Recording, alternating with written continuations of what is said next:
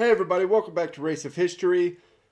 Today we're going to do a video by the front. This is a channel that I have not done before. I haven't covered anything from them. I was going to do the next part of the Franco-Prussian series today. It's recorded, but it had a little bit of a technical issue. I probably could have fixed it in about 30 minutes, but I was annoyed that it was messed up. So I just decided I was going to put something else out today. This is Churchill's Mad Projects, the insane British inventions of World War II. We've talked about this before with World War I and World War II.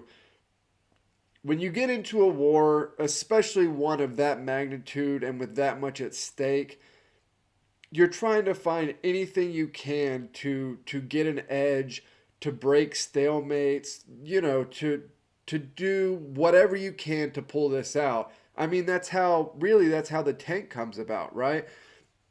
Some of them work.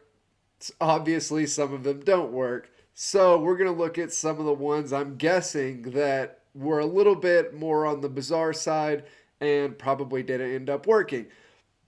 If you like the content, like the channel, want to support what we're doing over here, you can like, comment, subscribe, show YouTube that, you're enjoying what you're seeing. I will put the link to the Discord in the description box down below. You can join the Discord. There's lots of conversations like this going on over there. With all that being said, though, let's get into it. The insane British inventions of World War II. After the fall of Poland and France in the opening stages of the Second World War, and before the official entrance of the United States and the Soviet Union, Britain stood alone in Europe. The colonies were far away and in many cases unsure of their own survival. British forces needed new weapons to battle the continental fascists, and British inventors and engineers were given a blank check to create them. But some of these inventions were, perhaps, a bit too innovative. In this video, we shed light on 5 of the downright nuttiest inventions the British threw together.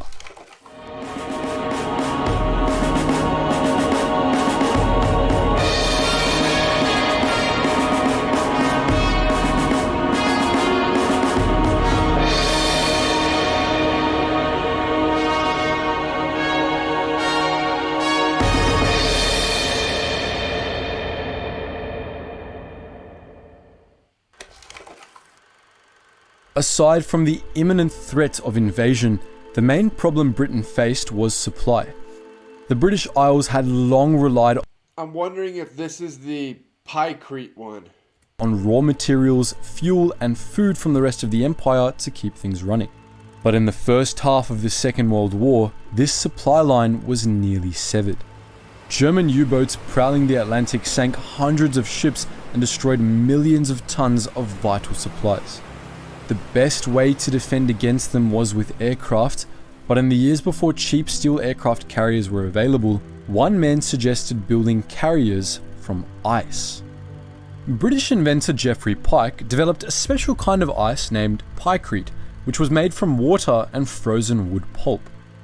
It was exceptionally strong and melted very slowly, plus it was a heck of a lot cheaper than steel. Pike's Pykrete impressed the admirals and Winston Churchill, who greenlit the project. Testing began in 1942, and yeah, this is a really bizarre one. There's a bunch of issues that, you could kind of think of right off the bat, but again, you're looking for outside the box answers when you're in a war like this. So this is one of the funniest, greenlit projects that I can think of. And the project, now codenamed Habakkuk, looked promising. As did the prototype, but this was its downfall. As more top military officers heard about the aircraft carrier made of ice, more specifications rolled in. One Air Chief Marshal decided it had to be bomb-proof, while an admiral wanted it to mount a battery of anti-aircraft defenses. The project soon grew out of hand, and both the cost and effort of making the vessel outweighed its potential usefulness. When it became clear it wouldn't be ready by 1944, Pike's ice ship was scrapped. It wasn't just massive projects like Habakkuk that kept the Royal Navy busy during the war years. They had plenty of smaller ones on the go too. One of these was a rocket-propelled rolling death ball called the Great Pangendrome. In 1943, military planners foresaw that, at some point in the future, the Allies would launch an amphibious invasion of Europe. Hitler knew this too and built a formidable network of defenses across the Western Europe. Yeah, so you have the Atlantic Wall here, and there were a handful of ideas and inventions that were specifically going to be for a major invasion, a major landing, that sort of thing, from crazy minesweepers to, well, like this, where you're basically rolling this thing out there to just go blow shit up, right? I mean, some you can understand the practical use, but again, it doesn't make it any less like wild or bizarre. European coast, dubbed the Atlantic Wall. Pangendrome was designed for one thing: blowing holes in the Atlantic Wall. The brainchild of Vickers chief engineer Neville Shute, Pangendrome's core was a 1-ton explosive charge flanked by two 3-meter wheels. Each wheel was turned by 18 cordite rockets, propelling the device up to 100 kilometers per hour. When launched from a landing craft, Pangendrome would roll right up the landing beach and blast a tank-sized hole in the 3-meter high, 2-meter thick Atlantic Wall. What could possibly go wrong? Shute ran his first test in September 1943 at a popular beach in Devon. Pangendrome roared out of the landing craft and up the beach, then ran wildly off course after several rockets failed. There was only one solution: more power.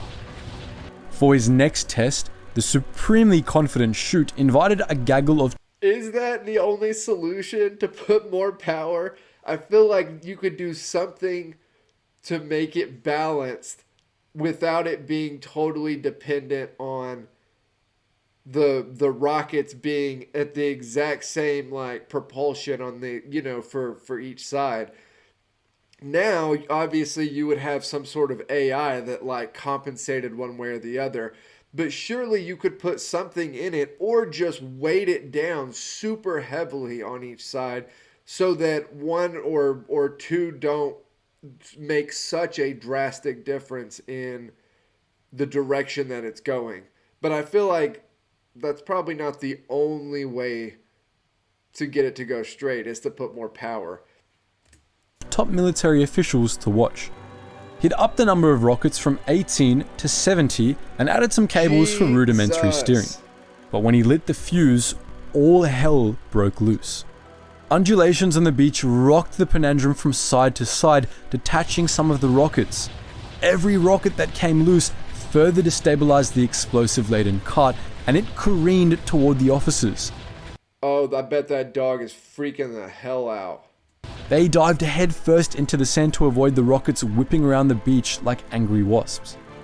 When Pangendrome finally came to a stop, it exploded, showering the observers in shrapnel and sand. The project was soon abandoned over safety concern. Years before dreaming up Pangendrome, Shute worked at Vickers alongside another legend of British innovation, Barnes Wallis, who, among other things, designed the largest bomber of the war. In the years before World War II, British tacticians had been obsessed with the idea that the bomber will always get through. They had seen the devastation a few well-placed bombs could wreak in World War I, and when they envisioned the next war, they saw this magnified on an unprecedented scale. They imagined whole cities leveled in a single night. And yeah, which, ironically, in World War I, the British were, for all intents and purposes, the German lighter-than-air aircraft were far more scary to the British than actually like of practical use. I mean, the bombing runs are incredibly rudimentary. It's there's no aim. You would be lucky to hit a city that you were aiming for, much less like a particular building in that city, unless you're just dropping literally tons and tons and tons of these old school bombs. But by World War II, bombers really are. I mean, they're a big deal. You see this with the Battle of Britain. You see it with even when the Allies start to strike Axis cities, and particularly when they start to get deep into Germany with bombing runs, it's a big deal. It's a big deal for morale. It's a big deal for manufacturing. Now, there were military theorists before this time who thought you would surrender before, like, okay, so let's say if the U.S. went and bombed Berlin in World War II, there were military theorists before this time that thought you could drop flowers or pamphlets, or it didn't matter. It didn't even have to do real damage. Just the fact that with impunity the enemy could strike your city like this would make it so there was such a public outcry that the side that was getting bombed would immediately sue for peace. Now, obviously, that didn't happen, right? But the bombers were incredibly effective for the new type of technology and tactic that they really were, because World War I bombings were just, rudimentary. That's a good way to put it. And the best defense is always a good offense. Wallace championed the idea of the earthquake bomb, an explosive so powerful it caused a localized earthquake when detonated, collapsing buildings. Such a weapon was so heavy that no contemporary aircraft could carry it, so Wallace designed his own aircraft, the Victory Bomber. This monster plane had 6 V-12 engines and could cruise at 45,000 feet. It had virtually no defenses and carried just one weapon, a single 22,000-pound, 10-ton earthquake bomb. Yeah, that is a thick bitch. From an airfield in London, the Victory Bomber could take off and bomb Moscow and then fly back, all in one trip. With just one squadron, Wallace promised he could annihilate German heavy industry in a matter of weeks. This he proposed in 1940, well before the wide-scale introduction of 4-engine bombers to the Royal Air Force. While it might not have been visionary, the Victory Bomber was just too costly for a resource-strapped country. Another of Wallace's inventions was adopted, however, and it took center stage in one of the most innovative operations of the Second World War. Yep. Wallace also designed the famous bouncing bomb used by 617th Squadron to break the Mona and Ada dams in the... This actually was a good idea to me. I feel like he kind of struck gold with this one. Super simple idea, but for what you're trying to do, what you're using it for, it's almost kind of like the same idea as like a depth charge, where like you need it for a very particular reason. So if it blows the second that you're putting it down, that's no good. That's not going to work. So I feel like this one was a decent idea, as kind of bizarre as it is. Valley. The raid was codenamed Operation Chastise, but it's commonly known as the Dam Busters Raid. Wallace had worked on the idea of a bouncing bomb since 1940. It started out as a way of getting a depth charge like the ones used by most air forces and navies to land right next to its intended target. There you go. When the depth charge exploded, the water conveyed a powerful pressure wave capable of destroying heavily armored targets. The problem was that these targets, often moored battleships or hydroelectric dams, were always well protected. That's where the bouncing bomb came in. You can skip a bomb on water just the same as you can skip a rock. You just need the right speed, spin, and angle. Wallace and his fellow designers worked out that their bomb had to be released at exactly 60 feet above the water and at a speed of 240 miles per hour. When See, tell me that's not some cool shit.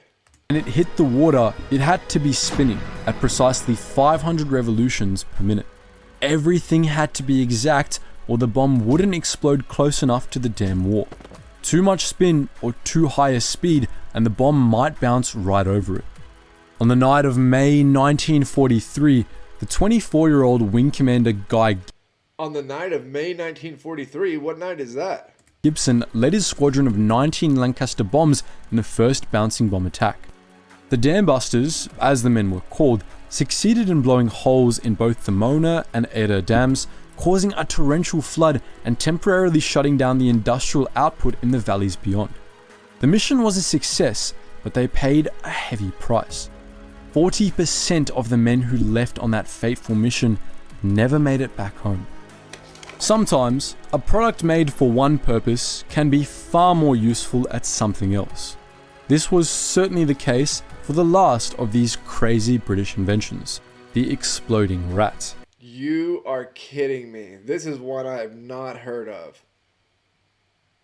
God, you have got to be kidding me. I've heard of some pretty crazy booby traps, especially from, the Vietnam War. This is a whole nother level. Winston Churchill was a keen supporter of clandestine warfare. Why does he look like a creep there? Jesus. The idea of causing havoc in occupied Europe with small-scale sabotage operations absolutely delighted him. It's no surprise then that, quite frankly, ridiculous plans for sabotage operations became the standard for Special Operations Executive, or SOE. One of their more harebrained schemes involved 100 dead rats. After acquiring them by posing as anatomy students, SOE agents disemboweled the rats and filled them with plastic explosive. The plan was to airdrop them to operatives in Europe, who would then leave the rats in coal piles around factories and military installations. When workers heaping coal into boils discovered a dead rat, they'd throw it into the firebox and cause a boiler explosion. At least, that was the theory. In practice, the rats had another, unforeseen use. As stated in an SOE report, this device caused considerable trouble to the enemy, but not quite in the way that it was intended. The exploding rats were intercepted and they caused panic among Axis officers. How long had the British been sneaking in exploding rats? How many were there? Could every dead rat be carrying a bomb? Gestapo agents scrambled to find out, and in the meantime, SOE reported the trouble caused to them was a much greater success to us than if the rats had actually been used. Do you think exploding rats would have caused any serious damage though? No. That's why it's ridiculous that they went into freak out mode over it. Yeah, it could be inconvenient. It could mess something up. It could blow something up that's, but we're not talking about an exploding factory here. It's not that big. So, no, that is so bizarre. It's even more bizarre that then the Germans were like, oh my God, how long have they been sneaking all these rats in here? How do you think things might have... I can only imagine them going out and trying to catch rats and cutting them open to see if they all have explosives in them. Imagine the conversation that is had where a group of Germans is given the directive to go out, catch rats, and check them for explosives. That is your contribution to the war effort. You are now the rat catcher. Changed if the Brits had a squadron of victory bombers? Was the pangendrome always doomed to fail, or could it have been a clever diversion? Let us know all that and more in the comments section below. And as always guys, thank you so much for watching, and I hope you learned something new. Yeah, okay, so that was a good one. Churchill's Mad Projects, the insane British inventions of World War II.